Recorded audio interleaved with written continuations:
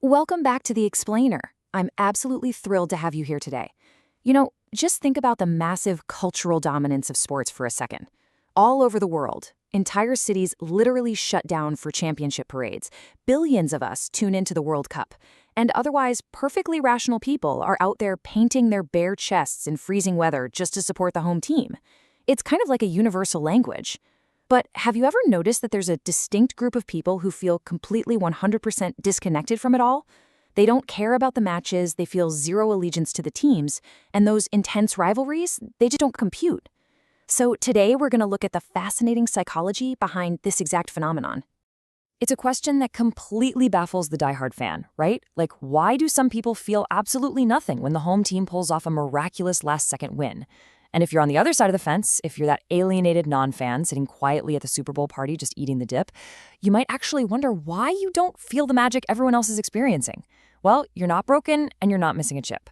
Today, we're going on a fascinating science-backed investigation into the psychology of the non-fan, and I promise you, the answers are going to completely change how you see human behavior. Okay, let's dive into this. Here's our roadmap for today. 1. The sports disconnect. 2. Hardwired greens and rewards. 3. Environment and social identity. 4. The independent mindset. And finally, 5. Passion just looks different. Let's get right to it. Part 1. The sports disconnect, an unusual disengagement. For a lot of people, this level of apathy towards something so globally loved seems incredibly strange, but psychologically, it makes perfect sense. If you're in this camp, your experience is completely valid.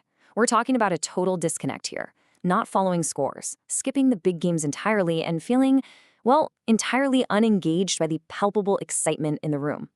Now, to the avid sports enthusiast, this looks like a really unusual disengagement, but the research actually shows us that this isn't a flaw in someone's character or a lack of spirit.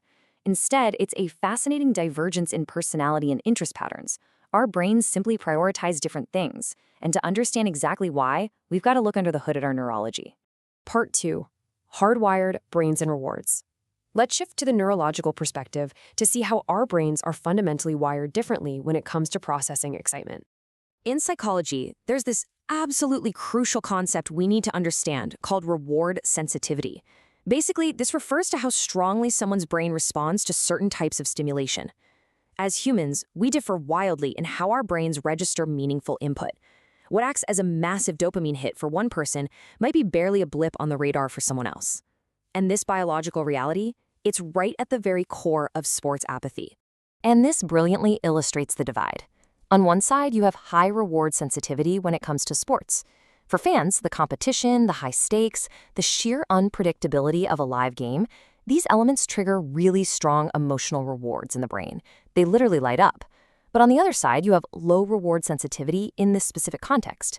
For non-fans, those exact same elements of competition and unpredictability simply do not activate that same level of interest. Their brain quite literally doesn't register the game as something exciting or meaningful. It's not that they're trying to be difficult or contrarian, their neurological reward system just isn't triggered by a piece of leather crossing a painted white line. Beyond just the reward aspect, there's also the emotional toll to consider. Let's be honest, sports are an emotional roller coaster.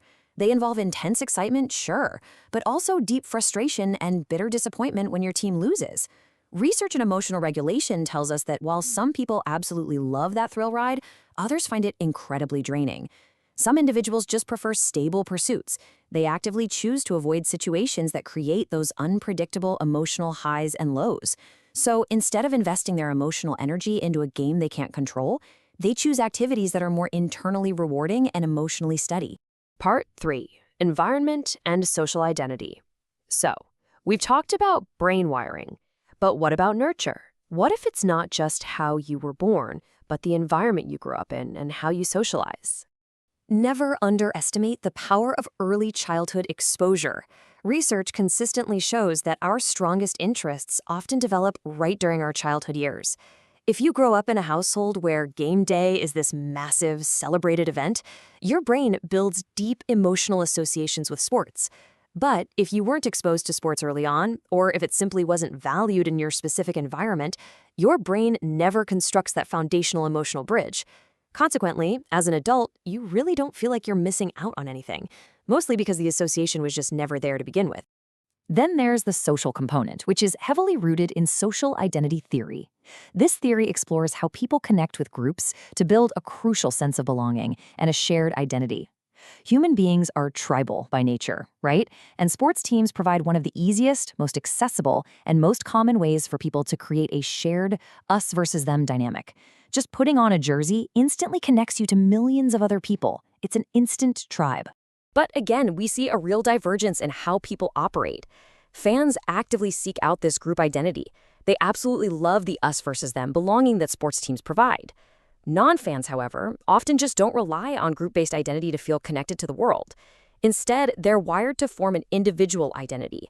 They find their sense of self through ideas, creativity, or maybe solitary individual pursuits. For someone who doesn't need a group affiliation to feel secure in who they are, the intense tribalism of sports fandom can feel totally unnecessary and sometimes even unappealing. Let's move to part 4, the independent mindset, and see how this builds into the conscious cognitive choices and personality traits that truly define a non-fan. Psychologists have conducted some fascinating studies on cognitive styles, revealing that different minds are simply attracted to different types of engagement. Many non-fans fit the profile of abstract thinkers. These individuals are naturally drawn to activities that involve deeper analysis, long-term thinking, and creative problem-solving. They tend to gravitate toward fields like science, philosophy, or the arts. Essentially, their brains just crave a different kind of puzzle than the one presented on a field or a court.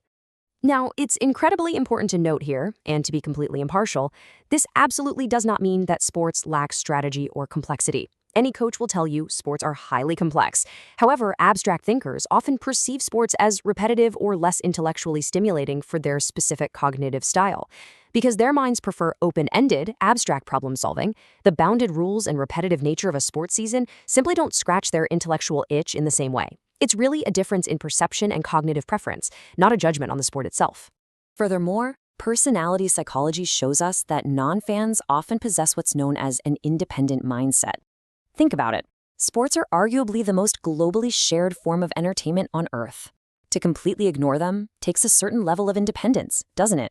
Studies show that people who don't care about sports are generally way less influenced by social norms. They're much more likely to comfortably diverge from widely accepted global interests. They just don't feel the pressure to watch the big games simply because everyone else at the office will be talking about it tomorrow. They are highly comfortable going their own way. Part 5. Passion just looks different. Let's begin wrapping up the explainer by bringing all these psychological threads together into what I think is a truly validating conclusion.